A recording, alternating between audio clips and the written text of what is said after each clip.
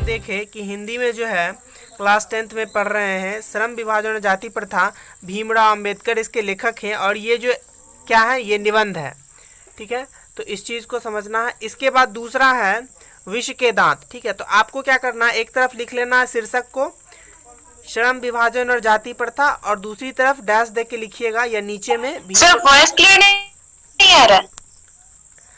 अभी जो है आपको लिखना होगा, एक लेफ्ट साइड में लिख लीजिएगा श्रम विभाजन और जाति प्रथा और राइट साइड में लिखिएगा भीमराव अंबेडकर। ठीक है, ऊपर में इस तरह से लिख लीजिएगा पाठ का नाम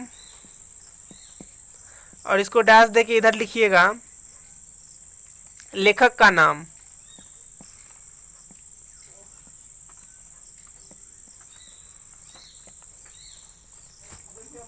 ठीक है, तो ये हो गया लेखक का नाम। इसी तरह से आपको सारा लिखना है। ठीक है ना। उसके बाद दूसरा है विष के दांत। ठीक है, तो विष के दांत जो है ये एक कहानी है, नलिन विलोचन शर्मा के द्वारा लिखा गया है। ठीक है, विष के दांत नलिन विलोचन शर्मा द्वारा लिखित एक कहानी है। देखिए इसका आपको जो है ना, जब आपको क्वेश्चन आंसर कीजिएगा ना तो उसमें भी बहुत सारा हेल्प मिलेगा ये। ठीक है ना, तो आप लोगों को पता ही है क्लास हो रहा है डेली। इसके बाद तीसरा हम समझते हैं क्या होगा। तीसरा जो है भारत से हम क्या सीखे। ठीक है, इसको लिखिएगा भारत से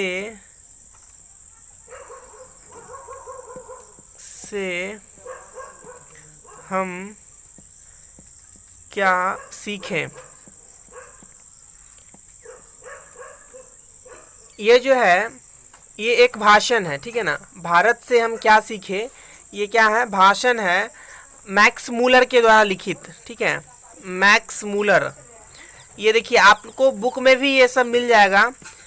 हम इसलिए पढ़ा रहे हैं क्योंकि इसको याद करना आप लोगों को। ठीक ना, मैक्स मूलर के द्वारा एक भाषण है ये। ठीक है ना, और इसी के बाद चौथा आता है नाखून क्यों बढ़ते हैं। ठीक है ना, नाखून क्यों बढ़ते हैं। चौथा, नाखून क्यों बढ़ते हैं, क्यों बढ़ते हैं। ये देखिए ये भी एक निबंध है, लेकिन इसको ललित निबंध कहा गया है। ठीक है ना, ललित निबंध। ये हजारी प्रसाद द्विवेदी के द्वारा लिखा गया है। हजारी प्रसाद द्विवेदी।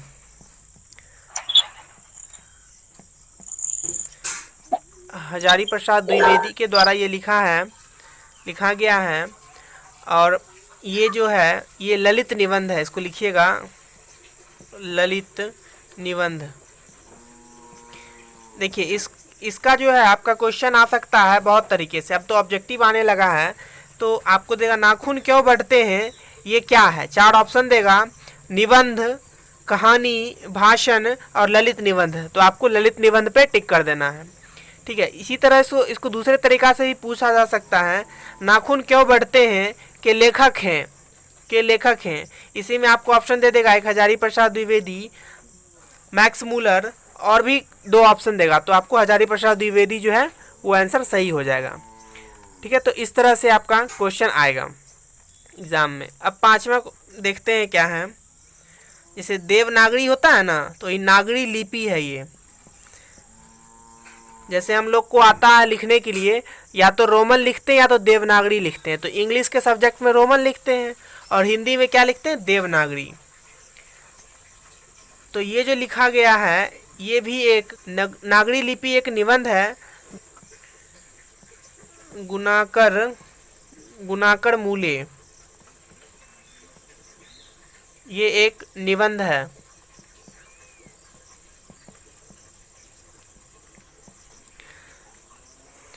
ठीक है, तो ये सब समझ में आया। और इसी के बाद देखते हैं एक और है बहादुर। छठा जो है आप लोगों को सारा बता रहे हैं, क्योंकि जब कहानी बताएंगे और क्वेश्चन आंसर कराएंगे तो उस समय आपको आसानी होगा जब ये सब याद हो जाएगा तो। ठीक है ना। 6 नंबर में है बहादुर। अगर आप लोग पढ़ रहे होंगे पहले से तो बहादुर का कहानी पढ़े होंगे, बहुत ही इंटरेस्टिंग कहानी है। पढ़े हैं आप लोग बहादुर का कहानी? यस सर, आज हमने क्या आवाज नहीं आ रहा? आज ही हमने पढ़ा है। ओ चलिए, अच्छी बात है। अमरकांत, ये अमरकांत जो है ये लेखक है, इन्हीं के यही जो है, इनको एक लड़का मिलता है कहानी में जिसका नाम बहादुर होता है, ठीक है ना। ये वाकई बहादुर लड़का होता है। ये क्या है, कहानी है हमारा, ठीक है ना। तो ये सब आपका कहानी है। इसके बाद और भी है, तो उसमें भी आपको बताया ना क्वेश्चन कैसे आएगा। तो क्वेश्चन का तरीका वही रहेगा। अगर आपको ये तीनों याद होगा तो अच्छे से आप क्वेश्चन को याद कर ले जाइएगा और नंबर आपको मिल जाएगा। अब आगे देखते हैं इसमें क्या है। 7वां आ जाएगा परंपरा का मूल्यांकन।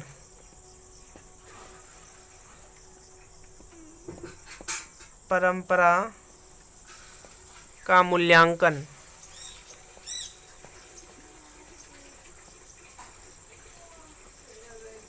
परंपरा का मूल्यांकन, ये एक निबंध है जो राम विलास शर्मा के द्वारा लिखित है। राम विलास शर्मा, ठीक है ना। तो इस तरह से जो है आपको क्वेश्चन आता है एग्ज़ाम में और आप लोगों को आराम से सारा क्वेश्चन बन जाएगा। देखिए हम लोग का जो टारगेट है वो 450 का है, तो किसी भी चीज़ को आप लोग मिस नहीं कीजिएगा, ठीक ना। ये निबंध है, इसीलिए हम सारा सब्जेक्ट को भी लेके चल रहे हैं, क्योंकि एक चैप्टर पढ़ाएंगे तो उस एक विषय पढ़ाएंगे तो उससे 450 नंबर आना संभव नहीं है। इसीलिए सभी विषय को ध्यान में रख के पढ़ना है। 8वां है साक्षात्कार है, ठीक है ना। ये बिरजू महाराज के द्वारा लिखा गया है। बिरजू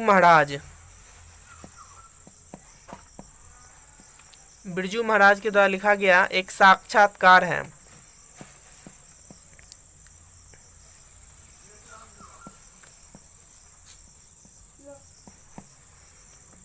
ठीक ना, इसको ध्यान में रखिएगा।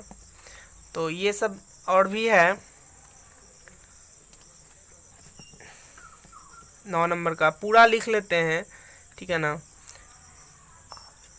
आविन्यो, ठीक है। ये जो है ना थोड़ा सा इम्पोर्टेंट इसलिए हो जाता है क्योंकि ये भी एक ललित रचना है, ठीक है ना। तो लोगों को कन्फ्यूजन हो जाता है ललित निबंध में और ललित रचना में, ठीक है ना। आविन्यो,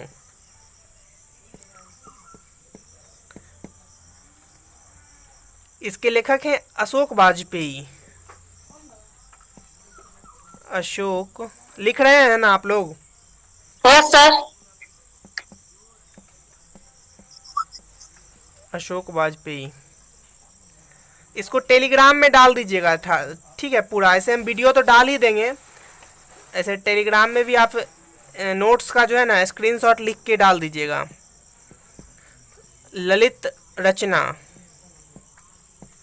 ये क्या है, ललित रचना है। आविन्यो एक ललित रचना है, अशोक वाजपेयी जी के द्वारा लिखा गया एक ललित रचना है। 10 नंबर देखते हैं। 10 नंबर क्या है? 10 नंबर है मछली, कहानी है। ये विनोद कुमार शुक्ल जी के द्वारा लिखा गया है। विनोद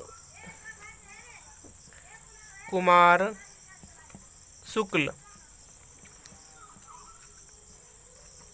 ये एक कहानी है।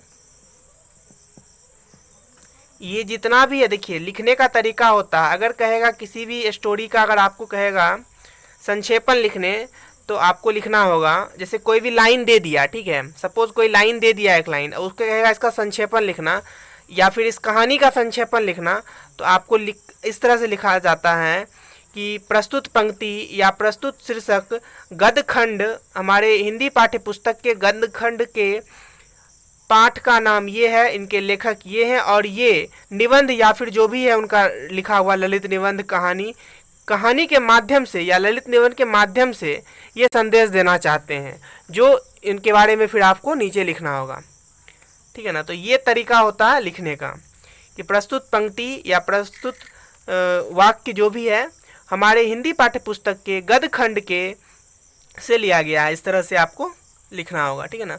तो 11 नंबर देखते हैं अब। नौबत खाने में इबादत, ठीक है ना। नौबत खाने में इबादत यतेंद्र मिश्रा जी के द्वारा लिखा गया है। ये व्यक्ति चित्र है। व्यक्ति चित्र मतलब किसी व्यक्ति का चरित्र चित्रण करना, ठीक है ना। यतेंद्र मिश्रा, यतेंद्र मिश्रा जी के द्वारा लिखित ये व्यक्ति चित्र है।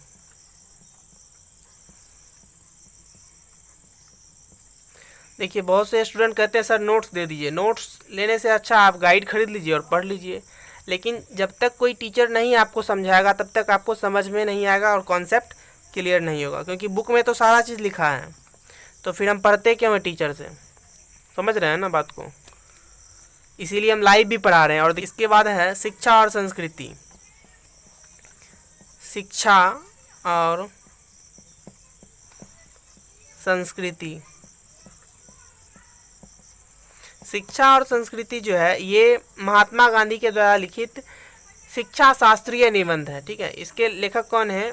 महात्मा गांधी, ठीक है। महात्मा गांधी इसके लेखक हैं।